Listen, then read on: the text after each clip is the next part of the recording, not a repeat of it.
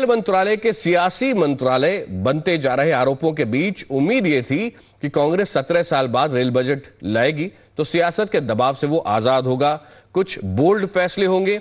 Rail मंत्री ने कुछ किया भी ऐसा, लेकिन जेब आम आदमी की जल गई।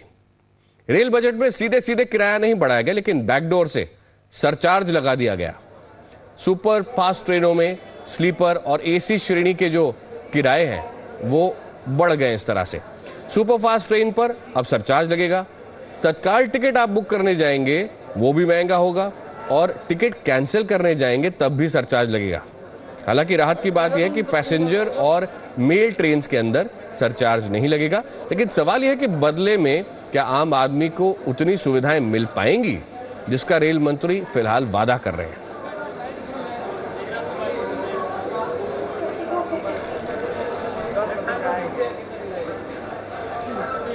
कैंसिल कराना। तो कुल मिला के 67 ट्रेनें ऐसी हैं जो नई शुरू की जाएंगी।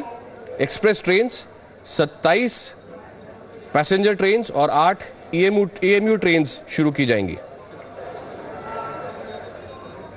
In the light of deregulation of HSD oil, railways finances need to be rationally insulated, and to this end, a mechanism to neutralize the impact of fuel prices on operating expenses is required to be put in place.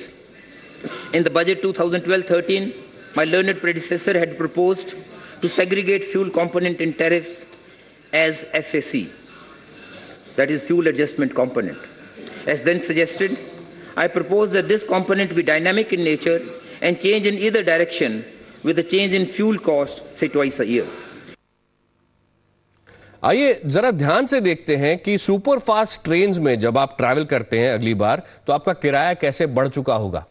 Sleeper से लेकर AC class पर न्यूनतम और अधिकतम surcharge की सीमा है। खास बात यह है कि सरचार्ज बढ़ने के बाद न्यूनतम किराए की सीमा, जो सबसे कम किराए की सीमा है, वो बढ़ जाएगी और अधिकतम किराए की सीमा भी बढ़ जाएगी।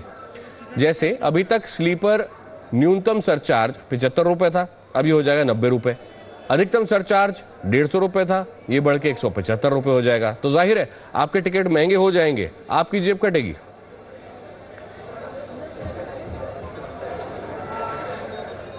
समाजवादी पार्टी के नेता मुलायम सिंह यादव ने कहा है कि उन्होंने इतना खराब रेल बजट अपने पूरे राजनीतिक करियर में नहीं देखा है।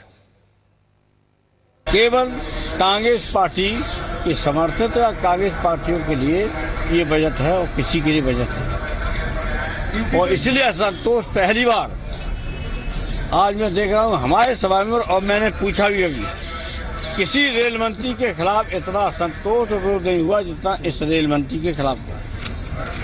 आप भी पत्रकार मित्र भी देखा होगा, इतना विरोध नहीं हुआ। बहुत वर्षों से रेल बजट को सुन रहा हूं, देख रहा हूं, और मुझे लगता है कि आज जो दृश्य उपस्थित हुआ, इतना विभत्स दृश्य किसी दूसरे रेल मंत्री के बजट पेश करने के समय नहीं हुआ था। क्योंकि उन्होंने, जैसा कि आपने सुना होगा, सदन में नारा लग रहा था कि ये रेल बजट नहीं है, रेल बरेली बजट है। तो आप एक स्थान का नाम 3-4 बार लीजिए और बड़े बड़े प्रदेश हैं जिसका नाम एक बार भी नहीं लीजिए, तो जाहिर है कि नाराजगी होगी। तो इसलिए एक तो बड़ी भारी ये कमजोरी रही इस बजट की, चापलूसी का बजट हमें लगा कि। आइए अब हमारे दो संवाददाताओं के पास चलते हैं। भार्गव परीक इस वक्त हमारे साथ जुड़ रहे हैं अहमदाबाद से, और मुंबई से हमारे साथ जुड़ रहे हैं राजीव रंजन। भार्गव, जब हमने और आप खुद ट्रेनों में सफर कर रहे थे, साथ ही साथ राजीव रंजन भी ट्रेनों में सफर कर रहे थे, और आपने लोगों से उनकी बातें सुनी थी और उनकी बातें हमने रेल मंत्री तक पहुंचाई थी, पूरे देश की आवाज उन तक पहुंची थी। पहले अहमदाबाद आपके पास आते हैं भार्गव, ये बताएं कि अब लोगों का रिएक्शन क्या है? जो सब चीजें उन्होंने मांगी थी उनमें से कितनी उनको मिल रही हैं, और 100 में से आमतौर पे कितने मार्क्स दे रहे हैं रेल मंत्री को लोग? देखिए आकाश, हमारी कई लोगों से जो बात हुई है रेल बजट आने के बाद यहाँ पे, तो काफ़ी उम्मीदों पे रेल मंत्री खरे नहीं उतरे हैं। लोगों की उम्मीदों पे, गुजरात के लोगों की काफ़ी उम्मीदें थी कि एक अलग ज़्यादा ट्रेन उनको मिले, लेकिन जो ट्रेन है उसमें कहीं ना कहीं एक्सटेंशन मिला है। तो कहीं 9 ऐसी ट्रेन है जहाँ पे एक्सटेंशन मिला है, और कहीं पे जो उनको इलेक्ट्रिफिकेशन की काम हुआ है। पर महत्वपूर्ण बात जो रही है, जो इंडस्ट्री की नाराज़गी जो देखने को मिली है, वो फ्रेट के अंदर जो पैसा बढ़ाया गया है, जिसके चलते इंडस्ट्री के अंदर काफ़ी नाराज़गी है। क्योंकि मैं बताना चाहूँगा कि 45% जो हिस्सा है फ्रेट की इनकम का, वो गुजरात की ओर से आता है, वेस्टर्न रेलवे के ओर। उतना ही नहीं, आप आने वाले दिनों में आकाश, लोगों के थाली के अंदर लोगों की थाली भी महंगी होगी, क्योंकि गुजरात से देश की ज़रूरत का 30% जो नमक है, वो नमक गुजरात से जाता है, वो रेल से जाता है। तो उसके ऊपर भी भाड़ा बढ़ेगा। तो इन सभी चीज़ों के दाम बढ़ेंगे। और कुछ हमारे शेयर बाजार के लोगों से बात हुई तो उनका भी एक भार्गव, ये भी आपसे जानना चाहते हैं, गोपीनाथ मुंडे बीजेपी नेता जो है वो कह रहे हैं कि कम से कम 3 ऐसे राज्य हैं जिनको बिल्कुल नकार दिया गया है, और उसमें वो नाम ले रहे हैं महाराष्ट्र का, और साथ ही साथ वो नाम ले रहे हैं छत्तीसगढ़ का और गुजरात का। बिल्कुल आकाश, अगर देखा जाए तो पिछले जितने 8 बजट, अगर पिछले 8 बजट को अगर देखा जाए तो पिछले 8 बजट के अंदर गुजरात को कुछ ना कुछ मिला है। नई ट्रेन्स मिली थी गुजरात को, काफ़ी हद तक ट्रेन का फ़ायदा हुआ था। उतना ही नहीं, जो मालवाहक गाड़ी है इसकी भी फ्रीक्वेंसी बढ़ा दी गई थी। तो कुल मिला के अगर देखा जाए तो पिछले 8 बजट के अंदर गुजरात को काफ़ी कुछ मिला था। तो गुजरात के लोगों की भी उम्मीदें काफ़ी बनी हुई थी इसके ऊपर कि इस बजट के अंदर भी उन्हें मिलेगा। लेकिन गुजरात के लोगों की उम्मीद पे रेल मंत्री खरे नहीं उतरे। काफी लोगों की उम्मीदें थी, मगर वहां पे वो खरे नहीं उतर पाए। भार्गव हमारे साथ बने रहिएगा, राजीव रंजन के पास भी चलेंगे और सुनेंगे कि महाराष्ट्र को क्या कुछ मिला है, या वाकई सच है कि गोपीनाथ मुंडे जो कह रहे हैं कि महाराष्ट्र को बहुत कम दिया गया है इस बार। लेकिन आइए अभी सुनते हैं पूर्व रेल मंत्री और आरजेडी नेता लालू प्रसाद यादव का क्या कहना है। जिस तरह से पवन बंसल ने बजट पेश किया, ये आम आदमी की समझ के परे इस तरह की बातें कर रहे हैं। और लालू ये भी कह रहे हैं कि रेल मंत्री ने यात्रियों की जेब पर बोझ बढ़ाने का काम किया है। अंग्रेजी में इनका जो भाषण हुआ, ना कर्मचारी रेलवे का समझ पाया, ना पैसेंजर समझ पाए, न देश की जनता समझ पाई, न कूली समझ पाए। मतलब कहीं कुछ भी नहीं है, घाटा घाटा घाटा का सौदा, और सरचार्ज फिर लगा दिया।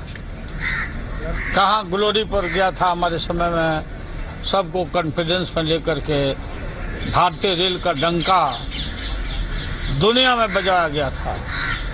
हमारे बच्चे जाते थे बाहर पढ़ने, और उसमें हमसे पढ़ने लोग आया, इंसियार में गए लेक्चर देने, सब गया।